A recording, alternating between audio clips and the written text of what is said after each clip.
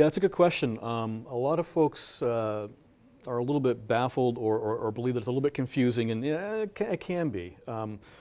But any program that you're using right now to produce documents, to produce files, images, whatever programs you're using right now, you can still use with an encryption software loaded onto your computer. So it's a separate piece of software that you'd buy, or you could subscribe to, but usually we recommend that you buy it, purchase it, and you have a license for it. You install it on your computer, and it works in the background. So you're still using all the same email programs and Word program, and you might have like a program for your financial data, like QuickBooks or something like that. Okay. You'll still use all that, but in the background, your encryption software will be working to protect your data. When you log in, you'd need to put in a key. You'd type in a key, and by the way, when we talk about passwords, a password is similar to a key. The key can be a little bit more complex. I mean, you can we call it a key phrase, and you still have to protect that though. Just like a password, you want to keep protected and safe and out of someone else's eyes. So you still need to protect your key.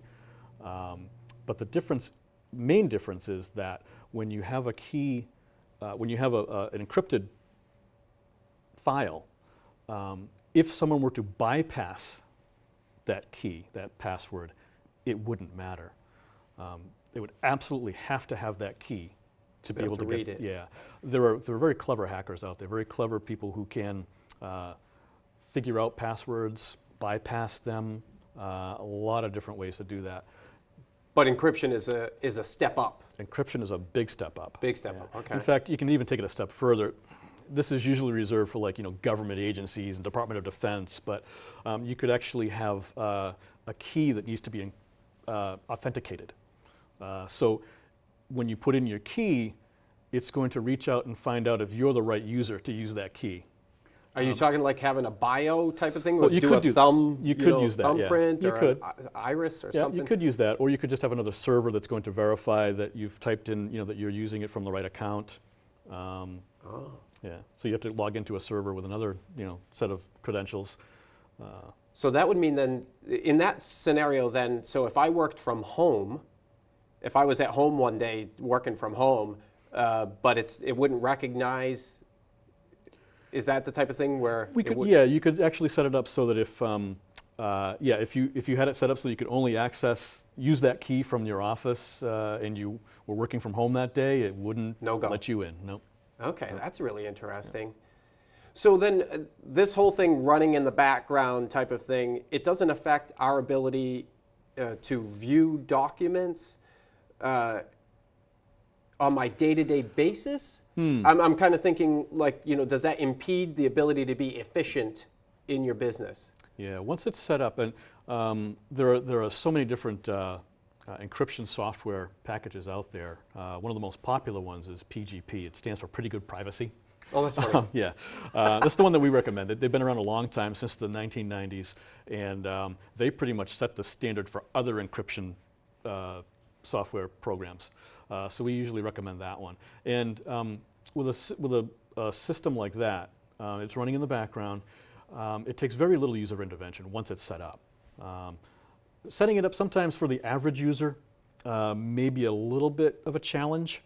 If you have someone if you have your if you're like a small office, home office, and you have someone who's pretty good with computers, you might want to have them help you out setting it up.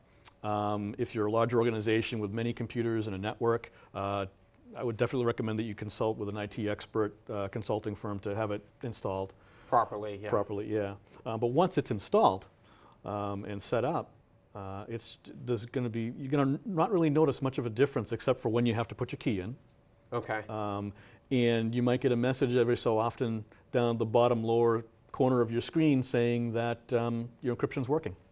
Like when you go to send an email and you have defined the contents of the email to be private or personal, it will tell you that it's being sent encrypted.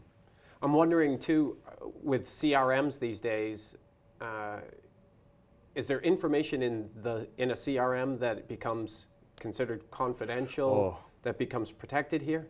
Yeah, we At Centrend, we recommend, we've always recommended to all our clients that you consider not only just the personal information that you're protecting of the Massachusetts residents according to the law, but also your business information that you want to keep proprietary. Information like you're saying, like your client data. You don't want that to fall into the wrong hands. So yeah, if you're using a database, whatever database you're using, that data can be encrypted in the background with an encryption software platform. So if I'm using something like a Salesforce.com, does it work with software like that? Interesting. When you use third-party services like that, that's called a service, software as a service. Okay. So actually that software is running, that program is running on somebody else's computer, on somebody Okay. else's server. Right. And you're accessing it over the internet. Okay. So two things you want to think about is, one is that connection that's going back and forth over the internet. You want to make sure that that's secure.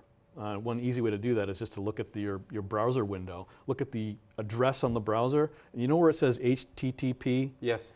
If it says HTTPS, that's a secure connection. So you want to look for that. Oh, okay. Yep. And the other thing you want to think about is whether or not the software provider, the service provider that you're using, stores your data on their server in an encrypted mode, or if they're using encryption, so that when it's stored there, if it's protected.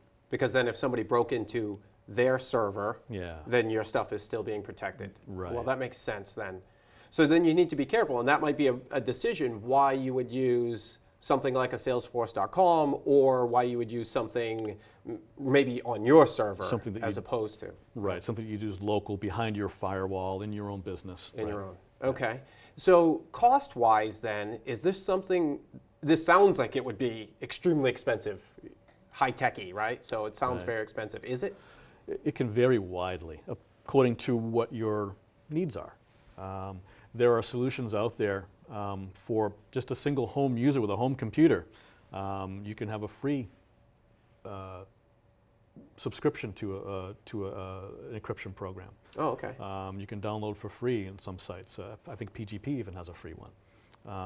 But when you get a little bit more advanced, if you have a little bit more business requirements, then it can range anywhere from a few $100s up to the tens of thousands of dollars if you have a large network and there are key management options available for you, and a lot of other options that you could add in there depending on what your situation is. Okay, so it Yeah. varies So it widely varies. widely. Yeah, but for the average small business, for a single computer, a few $100s. Okay.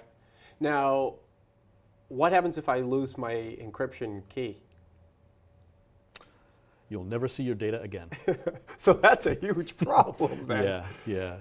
When you set the key, make sure you remember it. And you shouldn't be the only person. Yeah, yeah. I mean, there's also options available too, where you can actually, in certain situations, you can break up a key.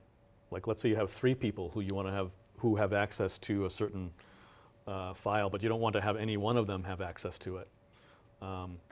You could split the key up amongst those 3, and they'd each have to enter in their portion in order to gain access to that data.